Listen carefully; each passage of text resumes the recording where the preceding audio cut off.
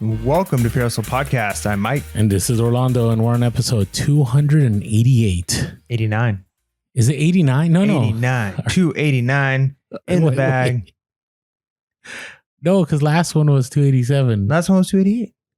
Okay, well, we'll sort it all out by the time the episode Let drops. us know in the comments below which of us. It's been a while since we've had one of these. It literally has been like over 100 episodes. That's right. So anyways, but it's a themed episode.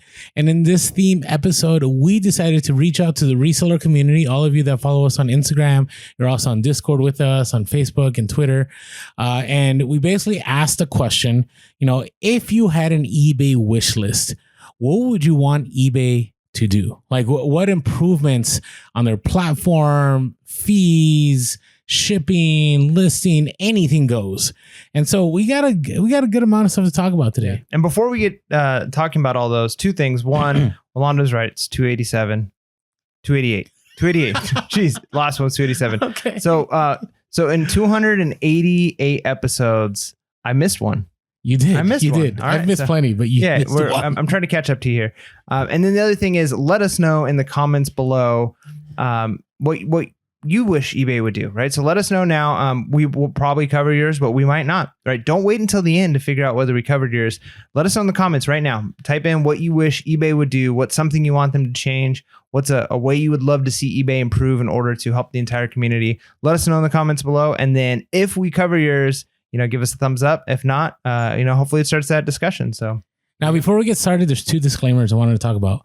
We're recording this the day before, or a couple of days before the Spring Seller update drops, right? So we'll talk about the Spring Seller update in our update episode. I think it drops around this time. I could be wrong, but I know that tomorrow, so today's a Monday. We usually record our Wednesday episodes on Monday.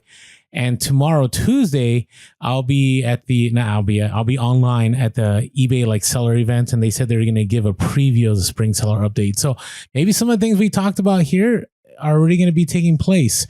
But I will say, I find that some of the things just take longer than usual to play. The other part is I want to make sure this doesn't become eBay's the worst platform. This is, because luckily it's Mike and I on the podcast. So Mike and I try to keep it pretty positive. I don't feel like I need to make apologies. I've said plenty about how much eBay has been a great platform. I enjoy it. It allows me to thrive.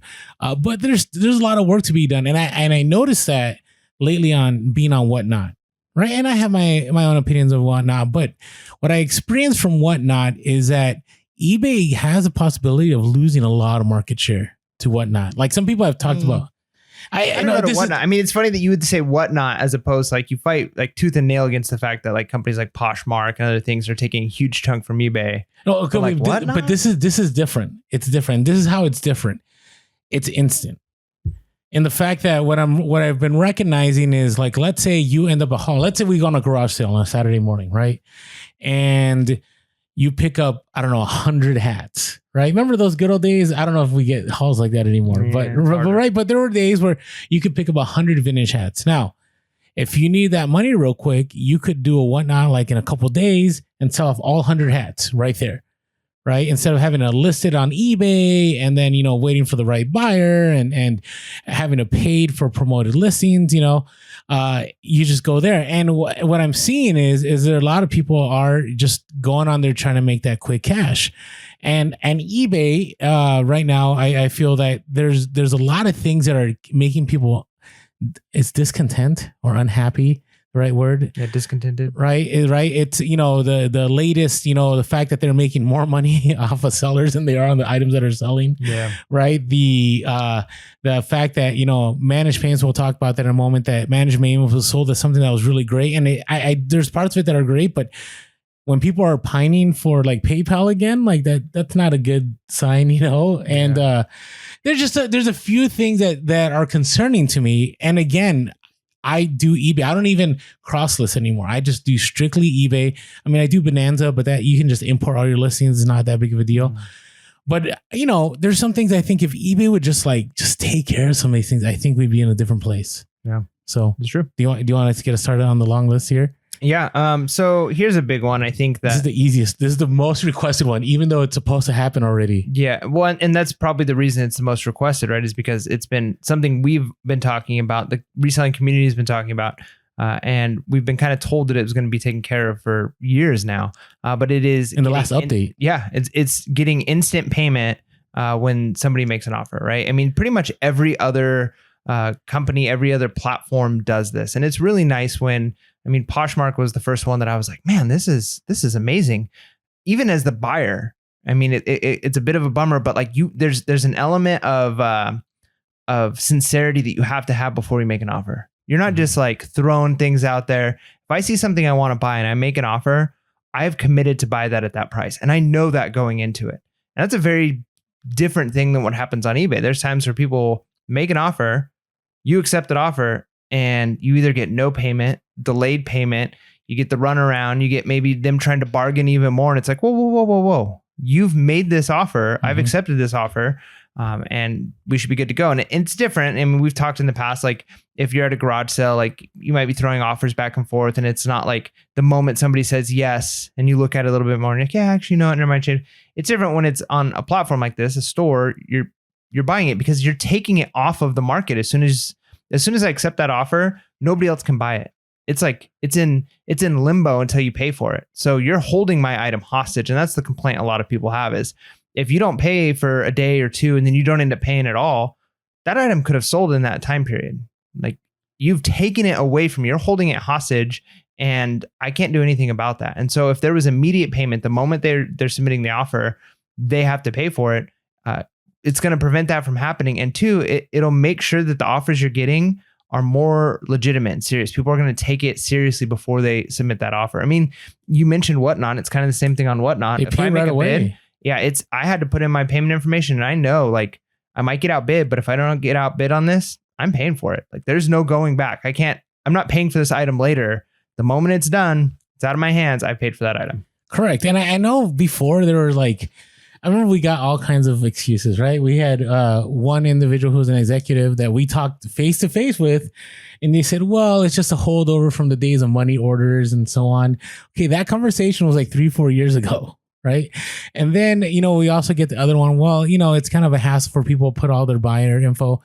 But really, like you do that everywhere. You do it on Amazon. I can't get a Hulu subscription. I can't, get a streaming service. I can't, do anything without putting my payment information. Yet on eBay, it's the one place where you can like actually buy something and go like, I'll pay when I feel like it. So, and listen, I know I'm preaching to the choir. I know everybody listening here.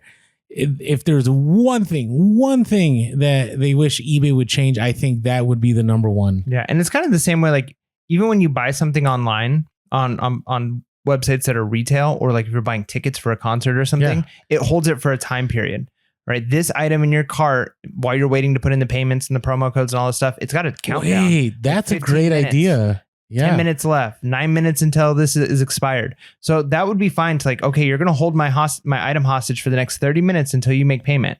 But if that payment doesn't come in. eBay does that, gives them 96 hours. Yeah, that's too long. That's too long. So I'm not your layaway. No, I don't. But this isn't Kmart in the 90s. I'm not your layaway. Maybe there's only 3 left. Did you know in the US? Kmart's? Yeah, that's sad. Yeah. Anyways. Well, I don't know if that's sad. Well, I don't know. But they promised in a winter update, and now we're getting into it's almost May, and it still hasn't happened. And it's funny. People message us like, "Hey, we got this beta message that they're trying it out, so maybe this is a done deal." But I will tell you, if it's not a done deal by the end of the year, I don't know what good is eBay's word anymore. Yeah. It should be good by now. By Q4, like this all should be done. Right, done. All right. Hey, this was an interesting one, and I don't know where you land on that. So return policies have been kind of interesting on eBay because it seems like there's always a, like you have 30 days, right? And then you contact eBay and they're like, well, they opened the label at, day 14. So we want to give them an extra, 10 days after 30 days to ship it back. I'm like, wait a second. I thought you said 30 days. Right. And so what good is the word? Right. And for example, I recently had a conversation, and it was one of the few times I got upset like at the concierge. I wasn't mad at the guy. Kind of upset at eBay because I had an item that I sold GSP, right? And I have no returns. No returns. Okay. On my GSP is no returns. Right. And I understand that you could do an item not as described as, they can actually ask for a return, even though you say no returns if it's an item not as described. Well, what happened is in the messages when they were initially buying it, they're like, hey, it says blue, but it's a gray one. I want to make sure I'm getting the gray one. I'm like, yeah, it's the gray one. Okay, we all agreed. They paid for it. I shipped it. So a few days later, it stopped working. Like an IP, it was a Polaroid camera, and like the eyepiece came off or something. It was new and packaged, vintage.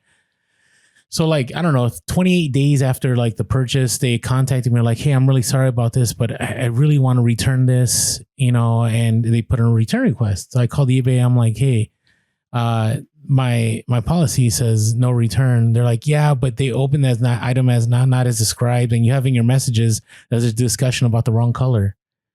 I'm like, what? Like that has nothing to do with it. And they're like, well, that's under the umbrella.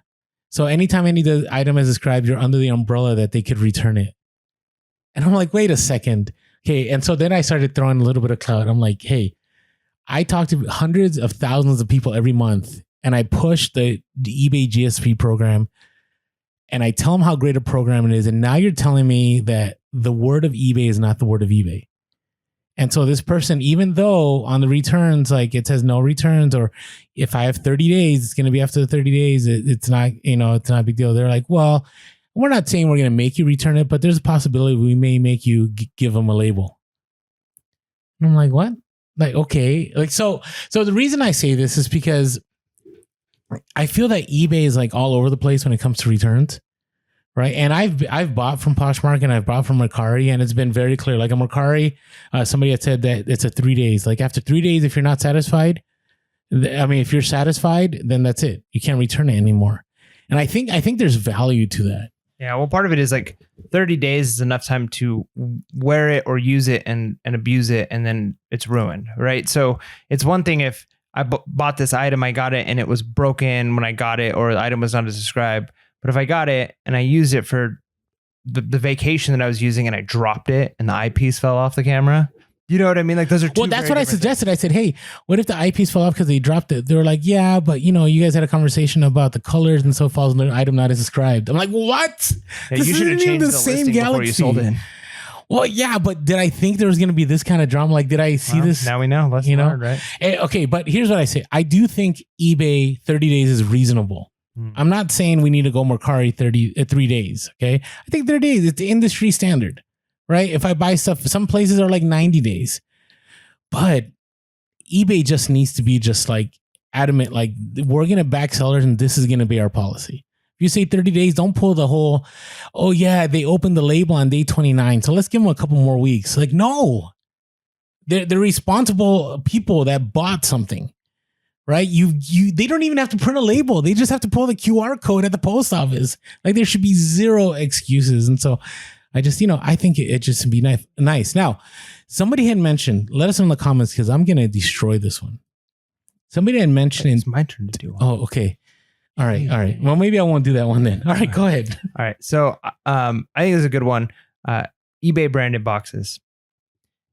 When we went to eBay Open, one of the things they talked about, and they had a good point, was, Amazon. Isn't it great that there's Amazon? Well, I mean, they weren't necessarily using the name Amazon, but there are other companies that send out boxes and boxes, but eBay actually sends out how many products, not eBay themselves, but through eBay as a platform, how many boxes are being sold through eBay. But most of those boxes aren't branded eBay. Most of the boxes that go through eBay have random. So he said, imagine if on every doorstep, every time somebody's going into the post office, every time they're seeing eBay, like how much more publicity would that bring in? So yeah, they give us a coupon, but we pay for that when it comes to like, we're paying for our store subscription. And that's one of the benefits of it. I understand if they're not going to do free, like the post office, but it should be like at cost boxes. Because it helps eBay. It's branding for eBay. eBay could write it off as marketing, and we're buying them at cost. So you're not going to just buy an infinite number of them. And they could maybe put some kind of limit like on an account, like where it's like you buy it at cost, but you can only, like if your store sells X amount of things, you can purchase so many of them each month or get so many. And just like when you first started selling, you know, it's like you can only list 10 items. And then after you've proven yourself, now you can list 20 items. Now you can list 100. Now you can list 200 items. They could start that way. Like every month you get 20 eBay branded boxes and you're basically paying like $2 for them or something. Like you get them at cost, you pay shipping, and then you get them. And then after enough time, you've proven you're not abusing it. They allow you to get more and more of them. Because imagine if you can send everything out other than the stuff that's going, you know, priority. But you can send everything out with an eBay box. You're paying, your cost goes down, eBay's branding goes up. It's a win-win-win. See, I disagree with it. Unpopular opinion, I'm going to get a lot of hate. I don't think eBay should do that at all. Give me one. I think it's too risky. It's a lot of money being put out there, and you're trusting that, you know, all those boxes are going to be used for shipping.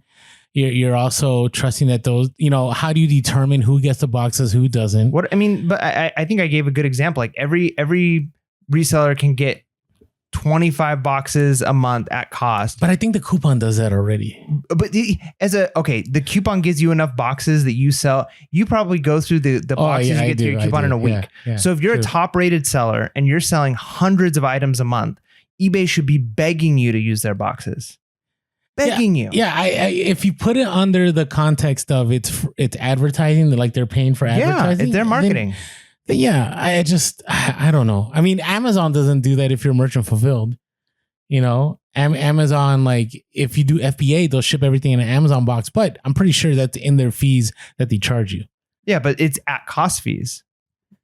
Yeah, maybe, we don't know. I mean, their fee structure is all hidden. Fair enough, we don't know. But I mean, maybe there's a little bit of risk for eBay. Maybe they eat a little bit of price, but just think like one commercial that they run. I don't know. What do you guys think? You think it's going to bankrupt eBay if we go to free boxes? No, I'm not. I didn't say free. I said at cost.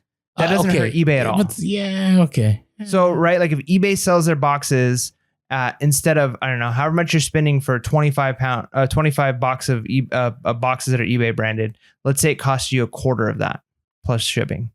Yeah. To get them at cost. eBay's breaking even. They write off the difference as marketing expense on their taxes, and they get the branding. Like they would get more branding. We would have cheaper, and they'd actually probably do better in a sense, because if you could get your boxes cheaper from them than you could through Uline or any other place that you can get boxes. Right now, they're just, again, it's almost like a seller fee. People are going to buy eBay boxes if they want to ship in eBay box. Mm-hmm. So instead, they can get rid of that seller fee. And instead of you buying your stuff at Uline, you're going to cut into Uline's business. You're going to cut into all the eBay is actually going to do, even if they sold it for a penny above cost, they'd probably end up doing just as much as they're doing now profit wise, but they'd be putting out, I can't even imagine the percentage increase they'd be putting out of boxes. There'd be eBay boxes everywhere. Everywhere you look, there'd be an eBay box, just like Amazon. Yeah, that's true. There are Amazon boxes everywhere. And how many people would be like, because there's still people, like I talk to coworkers and stuff, I'm like, I sell on eBay, and I know you say like eBay's the biggest, a lot of people are on eBay. True. But in the general public, a lot of people, it's like eBay, that's still a thing. Nobody even knows there's eBay boxes. And that's a lot of people don't even realize that eBay is like a thing that it is. Like, oh yeah, I used to use eBay a long time ago. You know, I got some funny things on auction 20 years ago. No, I disagree with that one. All right, we agree to disagree on that one. Of the population in America, you think majority of Americans are using eBay on a regular basis? No, I think they're using Amazon. But right. I think eBay because they don't know part of our culture. It's part of our culture almost as like a retro vintage thing. It's not part of our culture in the sense of like, if the number of people, like now when I go to buy things, I think I'm going to check Amazon and I'm going to check eBay. Mm-hmm. Most people aren't doing that. Most people are only checking Amazon. But if eBay, and part of this is the thing I was going to say, eBay needs to do better at like marketing to the younger generation.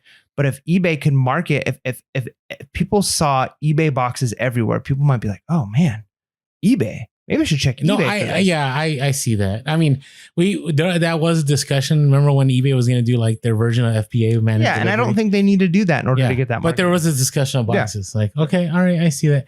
Hey, before we move on to some of these more awesome ideas for eBay, I want to say thank you to all of you that have signed up for our Patreon. Again, you go to patreon.com/PRSO podcast or go to the link below. One of the great things that we've attached to this is the ability to go on our Discord. And it's been awesome. I mean, there's a good number in there now, and so we're having conversations about Bellows, Hustle of the Week, problems that are happening in reselling. It's just a community. Again, it's not a cook group, but it is a community for us to share with one another, encourage another, keep us motivated. Sometimes reselling is a lonely effort, and so it's great to be amongst others that are doing the same. And it's a different field than social media, because I feel that you go on social media and everybody's always just trying to showcase. Yeah. Right. And in our Discord, we're keeping it real. Right. That's one of our slogans here. Yeah. And in fact, a lot of or at least some of the things we're talking about today came in from discussions we were having on our Discord. Right. So we're having these discussions with other resellers. We're talking about things that they're buying. We're talking about things that they're doing, how they're doing stuff. I mean, the Bellows and the Hustles of the Week have been great. The stories have been good. Yeah. We haven't even asked for those. They just pop up. Yeah. We're grateful for those. So we appreciate all of you who are supporting us on Patreon. And if you're like, Discord's not my thing, but you still want to support us, the Patreon is still there, right? Like you can give us the $5 a month or whichever tier you choose. And what that does is, again, we're not putting anything behind a paywall as far as our content. The podcast will be free. The YouTube will be free. But it allows us to keep the lights on. It allows us to run our servers, all the things we need to do, the audio editing software, all of that stuff. So if you want to support us, and if you can't do that, even a comment or a thumbs up, or a review in iTunes, all those things help. So yeah, thank you. But the Patreon and the Discord that's kind of attached to that, man, it's popping. It's good. So thank you. And if you're in our Discord group, but you just signed up, because I think that's the case too. Is like some people signed up, but then they don't necessarily click on the app. If you're not on there using it regularly, you're missing out, because there's already a lot of conversation. So if you're one of our listeners who are on the Discord, make sure you're clicking on that app every once in a while, because we have some great combos. And again, just real quick, if you're, we're going to probably do this 2 more times. If you're on Buy Me a Coffee and you bought it out a year, and you're like, hey, what about me? Like I signed up for the year. Just let us know. Hit us up. I prefer emails, because in the DMs, you might get lost in the DMs, and let us know and we'll get you set up. So, but thank you for all of your support. It's been great. All right. How about an easy bundle feature? Right. And this is something that I can't see it being too difficult to do. I don't know. I'm not a programmer, but how many times have I personally, as a buyer, when I'm sourcing, going, hey, I'm interested in this item and this item and this item and this item. It'd be nice if I could just go click, click, click, click, click. And I would add it. I'm like, hey, could you do so-and-so for all of this? Right. Instead, right now, something like Poshmark does well, like that eBay could utilize. Yeah. Yeah. I mean, this is a simple one, but bundling would be great. Bundling, I think, would be awesome. All right. This other one I'll bring up because I'm very used to this. Have you been using new messaging on eBay? Have you had access to it? I don't seem to have access to it. Okay. Yeah. So on eBay now, they have a new messaging. It's like texting, right? You can just text back and forth. But here's the problem with it. Every message that eBay sends is in that text, right? So if eBay sends you a payout, it's in your messages. If eBay has a promotion, it's in their messages. If somebody, if your offer expires, that's the one message I want to get rid of. I'm sure it's in settings. See, here's how mine still look. Oh no, you got the old school. Yeah, I still have old. And so those of you that are new with it, and I think eBay could tweak this really easy, if they could just keep messages to just messages, and then just add a search function on there, right? So we could search which one, because I find that's the hardest one. Like sometimes, I do have buyers that buy something like, hey, if you ever come across something, let me know. And usually I have to keep a Google note or something. It'd be nice if I could maybe star that message, or maybe I could, do a search and I could find that message, just a way to clean it up and make it cleaner. Maybe give it the option on Instagram where you could or texting. Everybody loves this function that doesn't like texting. Just giving something a thumbs up, right? You don't have to reply. You just hit the little thing and it does that. I think that'd be great for messaging, because I don't know if eBay's algorithm is reading the messages back and forth, but I think it'd be a great feature just so people know that, hey, you actually saw what they messaged. And, because you don't want to have to reply to every single message. Some messages are just good. Just stand alone, just give them a thumbs up. You're good to go. So those are some of those thoughts on that. Yeah, that's a good one. Next one I think would be good is the ability to review negative feedback before the feedback goes public, or to actually discuss with the buyer first, or to deal with eBay. So sometimes you get a negative review and it's like out of the blue. It's like, whoa, wait a minute. Where did this? I checked and this came in yesterday. I didn't even notice. And you could tell there was a dip in your sales and all of that. So it would be nice if there's like a cool off period, like, right, they can't give you a negative review till a certain point. And then once they give it, it goes into like a limbo holding period, a holding box where it almost has to be discussed between the parties before it actually goes up, where it says we can offer to like fix whatever the issue is. Hey, I see you're upset. Do you need a refund? Do you need it? Like whatever it is, work that out. Or 2, submit it for review to eBay to say, hey, this should not be a negative review against me. Here's my case. So it should almost go into like a litigation before it gets okay, now it's not gonna happen. Like once you say that just sounds like a lot. Okay, but you know what I'm saying. But I get the review process. Well, okay, so to be fair to eBay does not allow people, if I remember right, like it has to be 3 days before they can leave negative feedback. So they have to have the item at least for 3 days, and then I think even a message pops up like, do you want to give it a couple days, or like, you can't do this until whenever. I think a message does come up, if I remember right. But I agree with you, because how many times are we blindsided by a negative feedback? Yeah. Right? Well, and you made the comment too, not that this happens necessarily to eBay resellers. I'm sure there are cases of this happening, but we've talked about the instance of that thrift store in Canada that was limiting reseller, right? Okay. And they got bombarded on Yelp from people who don't even shop at that store, right? And people are leaving negative reviews. And it's almost like a raid of people leaving negative reviews. So you could have people who like intentionally are trying to sabotage you, or there's various things that like could happen, or somebody's just disgruntled. Maybe if eBay looks at this customer, all they do is leave negative feedback, or you've done all the things you need to do and it needs to be removed. I haven't had any negative feedback yet. And I know there are people who've been on the wrong side of this, that have done everything right, and eBay still did not side with them. So I'm not saying that doesn't happen. There absolutely does happen. However, in my case, I've had every negative review removed after discussing it with eBay. I'm sure there's going to be one that is not going to be removed, and I'm going to be very upset about it, and I will have done everything right. But up to this point, I've had them removed. So that tells me, at least to some extent, every negative review I've received has not been valid, or not valid enough to be valid in eBay's eyes, which means the time frame that I've had negative review on my account hurting my metrics was almost like unfair punishment to me. So it would be a good idea, I think, for it to sit in there at least 24 hours. And then if I look at it, I'm like, oh, it's not. And the ball should be in my court. Like I should have to be the one to take the first step, but I should get a notification from eBay. You have a negative review. This is going to go live in 24 hours. And then you have a couple of options. It's do nothing. It's contact the buyer and try and resolve the issue, or contact eBay. Like that should just be like, and if you don't do anything in 24 hours, then the negative review goes up.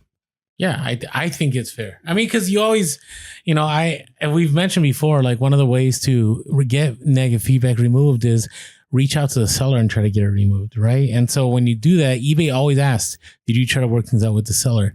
It'd just be nice to get it like a like a quarantine zone, like where you can like talk to each other. I don't know. Yeah. I don't know. And I don't know if eBay will go for it, because I remember one of the discussions that we had, and this ties into the other thing that we're going to talk about here in a moment. Somebody had mentioned that they wanted there to be proper consequences for people that got fault INAD, or some way can we leave buyers negative feedback. And we had discussed this at eBay Open years ago. We had asked some of the execs like, hey, what happened? And they stated that they found that people are less likely to buy on your platform if they know they can get negative feedback, which I thought was an interesting argument, because it's like, well, do you really want those people? Like, I don't know. But I think there has to be a way that you can, just, like you said, interact with individuals. And if somebody does give you like unfair feedback, or they don't pay on time, or, they're shady about the return, like there has to be a way. I'm not asking people to have scarlet letters on them, on their feedback, or maybe I am. Right. But the fact that people right now have to leave positive, negative feedback to get the message across, I think that speaks volumes. Yeah. It's sad that, and if you guys don't know what I'm talking about, is people will leave a 5-star feedback for someone, but the comment in there will be negative. Right. It's like, whoa, do we really have to go there?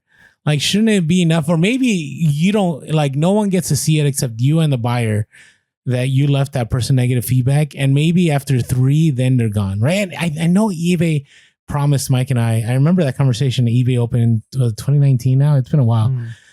And they said, yes, we are adamantly working to remove bad buyers from the site. And you guys won't know it, but there's like a 3-strike rule. And but there's no way for us to know. But I mean, that's where you kind of got to trust. Like, it as like as an administrator, right, at a school, or a teacher at a school, you've got parents who come and they're like, well, I want to make sure that other kid who did something, that they get in trouble too. And all you can tell them is, we're taking care of it. I want to know, like, are you going to like post their picture up and say like they've been suspended, or they've gotten X amount of time in detention, or, it's like, you can't do that. There's privacy. And so in that same way, like, we almost have to look at eBay and say, all right, like, I'm trusting that you're doing the thing you're saying you're doing. Like, you can't tell us. I mean, it'd be great if they say, hey, wink, wink, we took care of that buyer, wink, wink, but we can't tell you what happened. But they can't do that. So, and I understand the purpose of not wanting to alienate buyers, and not wanting to create a platform where people feel like, they're being judged as a buyer. It makes sense. I don't know if there's many other platforms that are like that. I mean, kind of maybe OfferUp, where there's like a general rating that a person has, how often do they respond? How long does it take them? What's their review? And that's both as buyer and seller. But that's different, I think, than if you're just, because can you imagine on Amazon, if you had like a customer rating and it's like you were a bronze customer, which is like not as good as being like a silver or a gold, which means like you haven't spent enough money, or you've had too many returns. You'd be like, how dare you? Like, I'm a customer. It doesn't matter if I've had to have some returns or not, so I understand why they wouldn't do that. But it would be nice. All right. Here's one that I think we can all get behind. Fewer item specifics. Fewer item specifics would be great. It's maddening. Can they turn back the clock on that? No, they can't. And part of it is, they want the data. It's a data collection. But it's so silly. Like it's getting obnoxious for sure. Maybe the better it gets, the easier the system will be at like auto-filling stuff. Well, but here's the thing. How do I know if I put the right amount of specifics? That's where I struggle, right? Because right now I have like 1,040 recommended item specifics. And I go to those listings, it's like, you don't have a character. What? Like, what do you want me to put? Blue's Clues? Like, what are you looking for here? Right? And so it literally is, I'm sorry, it is one of the biggest fumbles that eBay has made, because there is no clarity. There is zero clarity on some of the stuff on there. Like, you're asking me to define the material of the insole of my shoes. And I know we always get a couple listeners, maybe this is you, that goes, well, that's important to me. Okay, I understand. But there's like 99% of buyers that aren't going like, I was really looking for that 95% polyurethane and 5% like spandex shirt. Like, that's what I wanted. Like, this just doesn't happen. Like, I don't know. That's the blend I like. It breathes better. It's more comfortable, stretchy. And so what happens is everybody is just doing what they can to just move on, right? So they're like I go to sell similar, and I'll just, whatever item specifics to put on there, I just roll with it. And I find that half of the time, the ones that are on there are a complete joke. It's like, this buckle, what kind of material? Metal. Oh, okay, that's great. Like, is it brass? Is it silver? Yeah, I know. Is it brass with 14 karat gold plated But can't people see that? Like, can't you put like I'm just at a loss. I know this is the, but I know everybody would love to rant about this right now. Yeah, I think it's just one of those things where there's got to be reasons for it. There's benefits. Them having all of that data has to be beneficial in the long run for them as a company. Maybe make up the data. Your item sold because they found out that, you know, your item was 38% wool. Yeah. Maybe like that's how they searched it. I hope this isn't a blunder on their part. Maybe 10 years down the road, we look back and it's like eBay is the company it is today, partially because of item specifics, and it was worth it. But sometimes less is more, you know, where it's an example of, you know, for instance, you're looking for a TV show on Netflix and it's like, there's how many categories? There's like fantasy, and then there's sci-fi, and then there's romance, and there's comedy. But then like you can really get down into item specifics, and most people aren't going romance, comedy in this year frame, but it also has to star a strong female character, but it also has to have a male protagonist that has a major mind change halfway throughout. And you start like going deeper and deeper into everything that this type of movie has until you have like 3 movies available. Like, I don't know if it's necessary. Sometimes less is more. Romantic comedy, and let people figure out what they want to buy. I just feel like it's like, move that pile of rocks over there. Okay, you're done. Good job. Move the pile of rocks over back. Yeah, it seems useless. That's what it feels like. I just saying. All right. This is going to be interesting. I want to hear your thoughts on this, Mike. So I've been pushing, not that it's ever going to happen, for a tiered system. Something I know eBay does recognize top rated sellers. Like we get seller protections, we can do partial refunds and stuff like that. But I think it needs to play a part in payments. And so, because right now, managed payments, I know some people say you get paid on the weekends. I haven't experienced that. Maybe it's true, but it's just, there's no way to know like how much you're going to get paid. Like there's no direct way. Like, you know, one day I'll have like several $100s in sales, and then my payout's going to be like $38. And I'm like, what? Like, how'd you come up with the $38? Like, I'm just at a loss. Like, I think there needs to be a tier system that if you've been selling for a certain amount of time, you're a top rated seller, hey, you can get instant payouts. Like it shouldn't be too bad. Or somebody else had said you should be allowed to use the money in sight without having to wait a few days. Right. And I understand why the waiting period, right? You might get some new sellers that they sell through everything and they use that money right away, and then a return happens, they can't pay for it. Or they're collecting interest, right? Another one of our listeners mentioned that. That's a big part of it. Companies will hold on to money. Banks don't like to let money go. Like if you were to walk in and let's say you've got $40,000 in the bank and you're like, I want my 40 grand. They'll do everything they can to not let that happen, right? Like, well, we can give you 5,000 today and you're going to have to order the rest. And you know, we don't have enough in the vault, which is true. Like they don't have enough that people can come pull out millions, but they've got enough to handle pretty much everything. You say, oh, I'll come back at the end of the day when you don't need it for tomorrow. And it's like, no, you'll have to order it, because the longer they hold the money, the more interest they make, right? Like that's how systems like that work. Well, maybe that's how the numbers for eBay have been so good on that end. I mean, I'm sure they're not making so much on interest, but every little bit adds up. If they're holding that money for a period of time, if they always basically have a savings account that has millions of dollars in it, that's accruing interest in one way or another, that's beneficial to them. And that's kind of how that can work if they're slowly pulling money in, pulling money out. And it's kind of like that holding period for a time. So that is definitely one reason why companies will hold money like that. But I don't know, for me, because I try and treat my business like a business, I don't expect to have cash same day. Yeah, I agree with that. I look at it in the way of, you know, businesses for how long they accepted checks, and even, you know, credit and debit is getting better now. But a lot of companies, like they get a credit charge and they know that it's going to end up in their bank account over a certain period of time. Not everything is like cash business of I made the sale or did the service, I get the money today. Especially the bigger the companies get, you're looking at like monthly or quarterly, or so even if the payout was, I mean, even at your job, you only get paid, you know, typically bi-weekly is how much people are paid. Amazon pays you every 2 weeks too. So to me, it's not the end of the world if I have to wait. And sometimes it might almost be better if you can do that. Like I will pull out all of my money on Friday from eBay for the week, right? So that previous week or on Saturday, I pull out all the money And instead of like taking a payment each time, because then it gets confusing. Like, wait a minute, this was from that sale and that sale, but then these fees. But let the buyer decide when they take out that money. That's just my thing. I feel that I remember PayPal, even on Bonanza. When I sell stuff on Bonanza, it's right to my PayPal, and I can transfer that money from my PayPal into my bank account.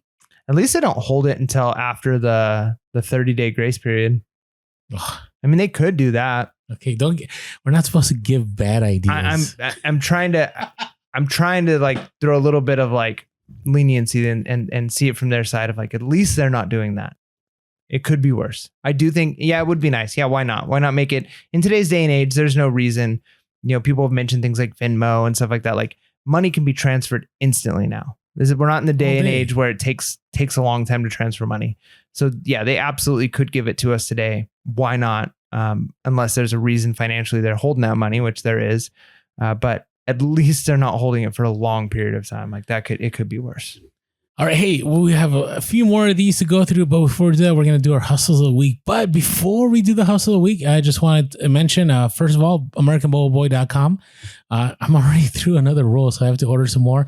If you haven't ordered yet, go to AmericanBubbleBoy.com. If you're a new, not a subscriber, but a new customer to AmericanBubbleBoy.com, you can put in our code PureHustle and it'll give you a discount. You go to the link below. Great materials, pretty quick, 2-day free shipping. If you're nearby, sometimes 1 day. You can also do local pickup, and I think you get a little bit of discount on what you buy. I'm always a fan of the 4-foot, 700 square feet bubble wrap for $39.99. It's a great deal. So check them out, AmericanBubbleBoy.com. And on social media, if you haven't been following us, we are Pure Hustle Podcast on Instagram, Facebook, and TikTok. We are Pure Hustle Cast on Twitter. You could always give us a call too, 619-738-1170. That's 619-738-1170. Or shoot us an email at purehustlepodcast@gmail.com. That's purehustlepodcast@gmail.com. Actually, one of our hustle of the week comes from an email today.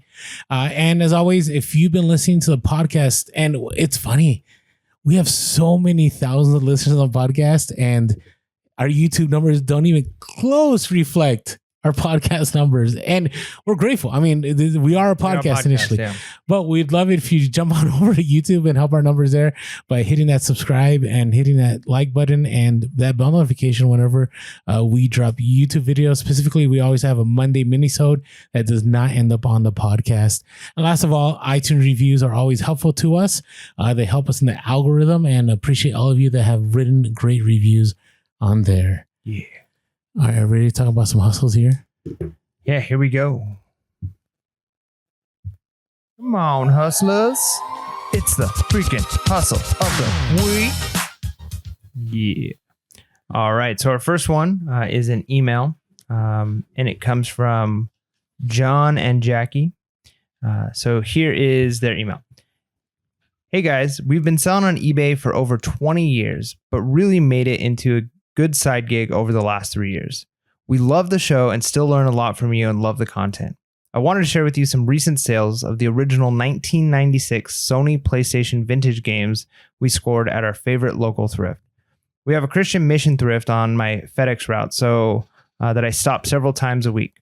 We also get good vintage items from them and are priced to move because of their large donation volume.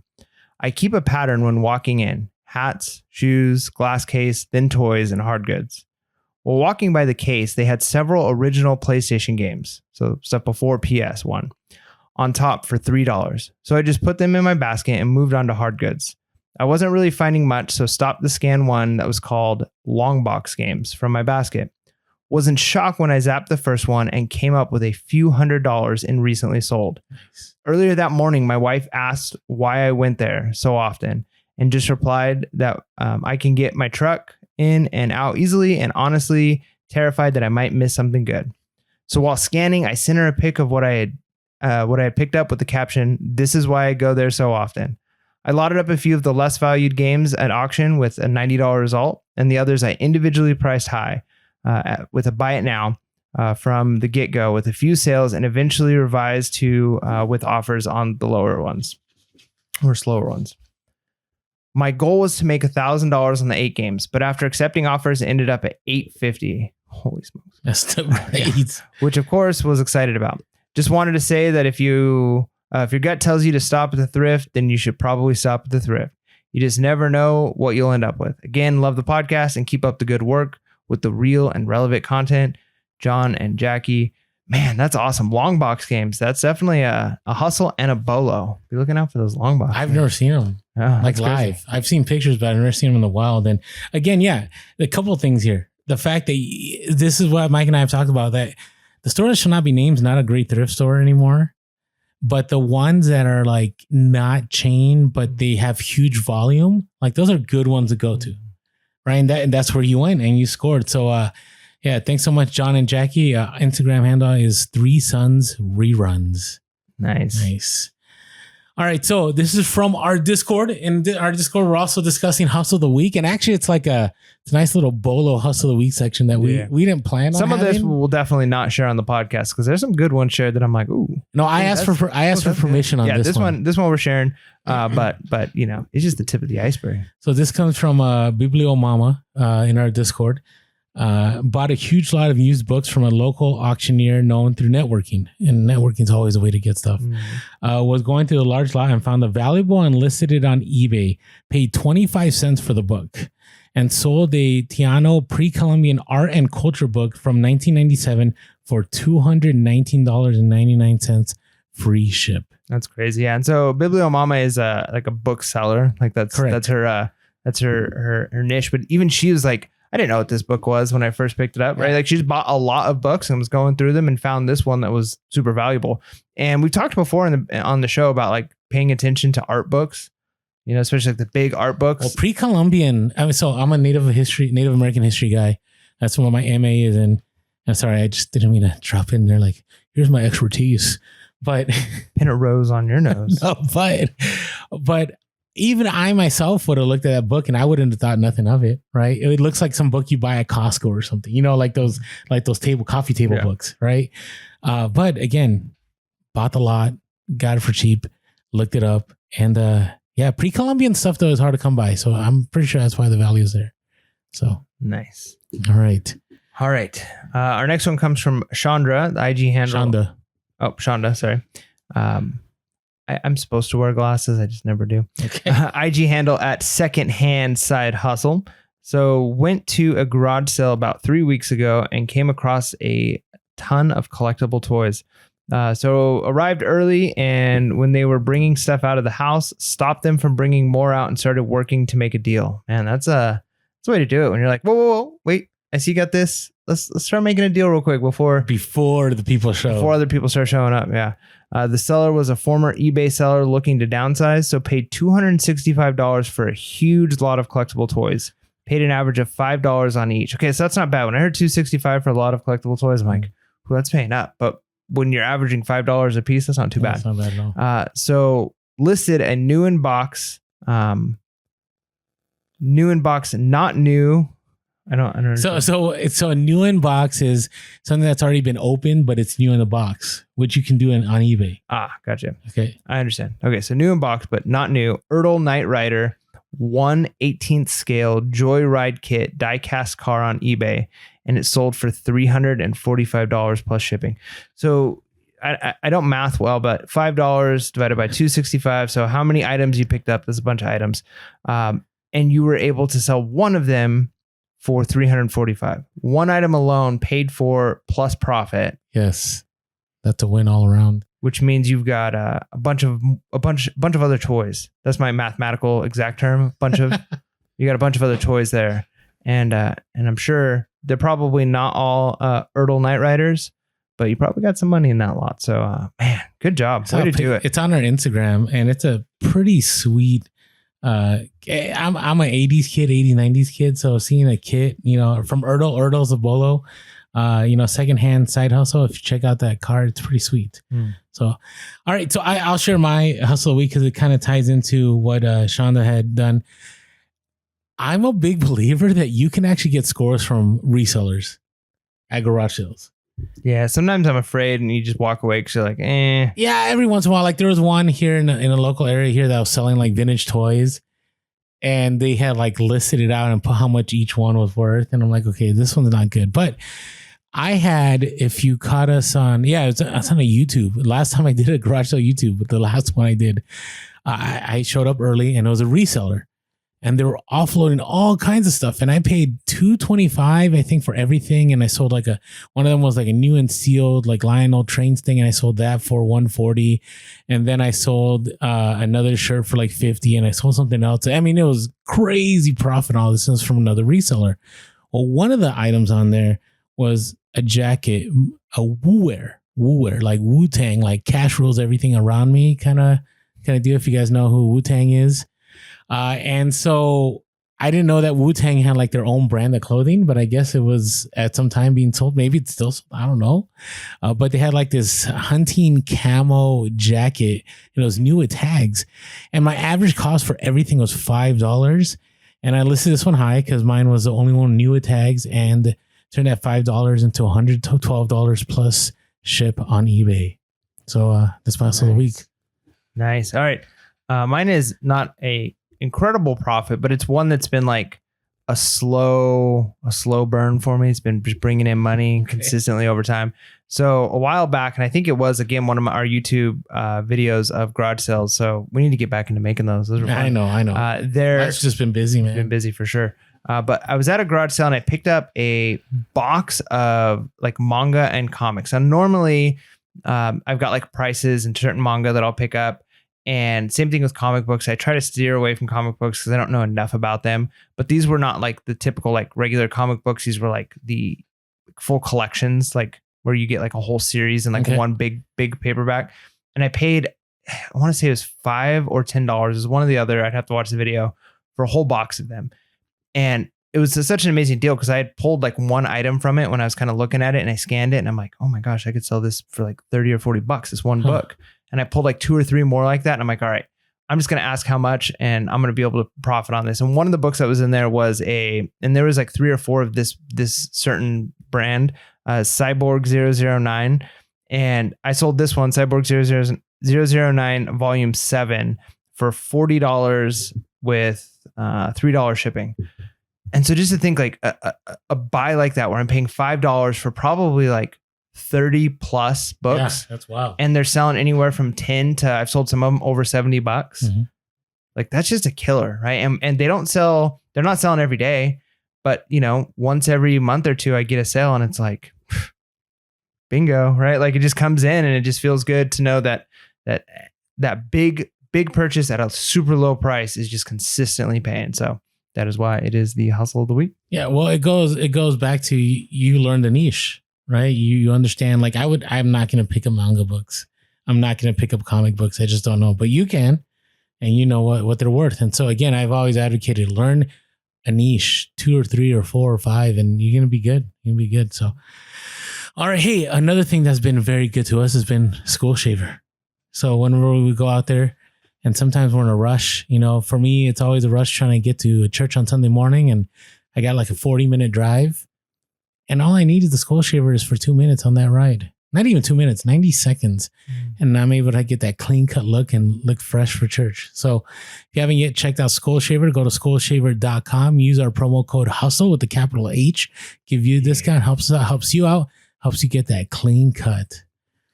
All right, let's go back to our eBay wish list. All right, let's knock out a couple more of these. So we already talked about the combined shipping. That was a good one. You want to deal with the call center? Oh, okay, that's a good one. Why not? All right, so call center in the United States. We just recently had a deal where I got a new phone through AT&T. They had a special deal going on. I don't normally get new phones. And it came with, because I bought it online, it came with a pair of headphones, like a Samsung, like they're nice headphones. And we got an email that they shipped one of them. They shipped the phone. They said the headphones would ship later. We never got an email confirmation that the headphones would, and in fact, they told us that it would ship several days later. Then when the phone showed up, they on their website said both items were delivered and they weren't delivered. So it's like, what in the world? So we call, and of course we spent like over an hour on the phone with somebody outside of the United States who just could not understand. They said, but it shows that it was shipped and delivered. It's like, yeah, but it wasn't shipped with that box. And we have an email saying it wasn't shipped with that box. It got like combined later in your system, but it wasn't combined when you shipped it. And they just could not understand. And then finally they were like, okay, we're going to open up a something with our theft department. And so 24 hours later, we get a call from the theft department, and 2 minutes of explaining the situation. They're like, all right, no problem. We'll get another one sent out to you. Right. Like the difference in time of like when somebody's reading off a script and all they have is like, okay, if it's A, then say C. And if it's B, then say, and that's all they have, then anything outside of the norm.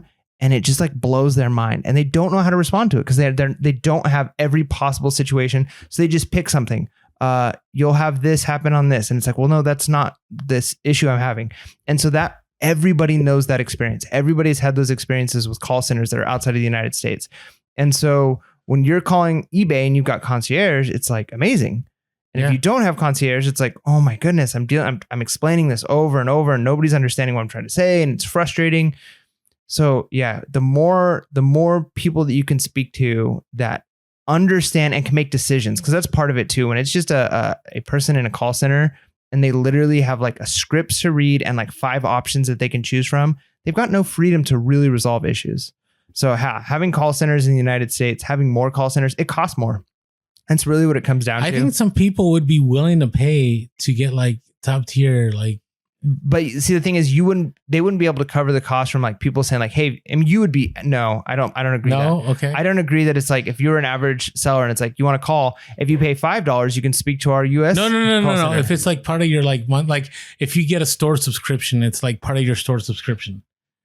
You know what I mean? But then they'd have to raise nobody, no matter what, if they raise costs, sellers are going to be frustrated. It has to. I don't know, but I think some people. So here's the thing, right? The way you get concierge, there's 2 ways. One is you go to an eBay Open, okay, which hasn't happened, right, in like a couple of years, and hopefully one day we'll do eBay. That is something we would love to do. I would love to fly out and meet a bunch of people at eBay Open again. Or 2 is you're like this super mega seller, and like eBay contacts you and puts you on the concierge program. Right. But I think it's just tough. I get it. I mean, I was there before. I went to eBay Open when I'd contact people and I'm like, I don't even understand. I don't think you understand the words that are coming out of my mouth. Like that was like the conversation that I would have. Like, I don't even know what you're saying. And here's the thing, as annoyed as I was by that concierge guy. And again, I had no beef with him. I made it clear with him, but as annoyed as I was and frustrated with the eBay policy and his discussion, he knew what he was talking about.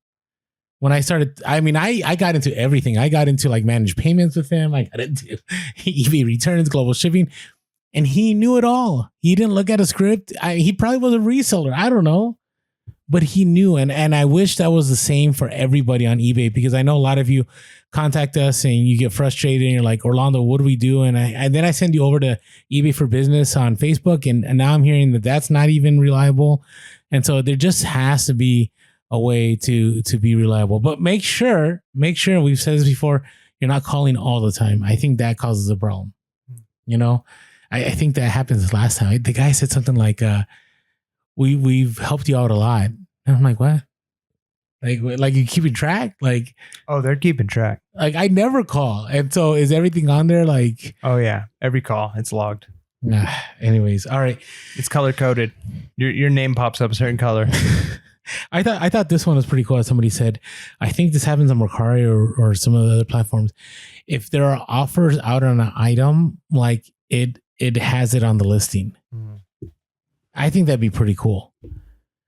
Right? So people like it creates like this urgency, right? Like, hey, there's already people that are on their way to closing the deal on this. Like jump in and snag this deal before somebody else gets it. Yeah. Like, you know how like they'll show the like last item, and sometimes you get notifications like hurry up and buy. There's only one left. Like if they had multiples of something.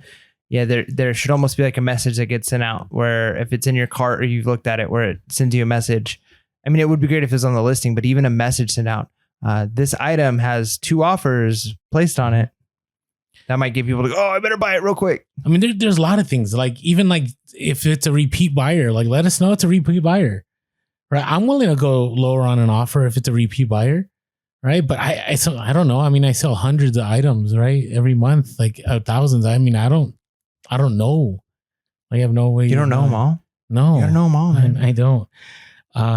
So I got one more. And I don't know, do you have one more on here? I think we've covered almost all of them.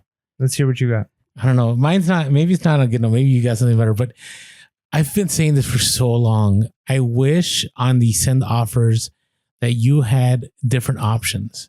So what I mean is I would love it if like, because all the time I'll get messages like, hey, would you take $40 shipped? Okay, so what does that mean? Well, what that means is I have to counter offer and I have to either offer a higher price or a lower price to factor in the shipping. This is going to be free. Or I have to go to the listing, revise the listing, and then get back to them. If I could just do it in the offer and just switch something, just go free shipping or switch it from expedited to ground shipping, right? If I could just do something like that. And I got a little nitpicky thing in here on the app. You have to, on there, you click and like, it tells you if you have everything done, and then it takes you to a second screen. And you have to choose like send offers immediately. Like everything should be on one screen. You shouldn't have to go to two screens. Like I forget what the studies are, but the more you have to click through things on a site, the faster people lose interest. Click efficiency. Yeah, there just needs to be click efficiency. Like for example, I'll search my active items. Like let's say the other day I was looking for Mephisto shoes, and I was looking for a certain pair because I couldn't find the right pair. Oh, it was a mess. And it showed up every Mephisto shoe. And so I clicked on the one I thought it was, and it wasn't. And then I hit back. And instead of going back to all my Mephisto shoes, it went back to all my 3,000 items. And I had to retype it in. Right? So there's somebody, hey, eBay, if you need a focus group, Mike and I are available for a fee. We'll bounce some ideas off of you. No, seriously, I think eBay does that. We've never been invited to those, but I know they do that. And I'll be real. I love eBay. You guys know this. I know they listen.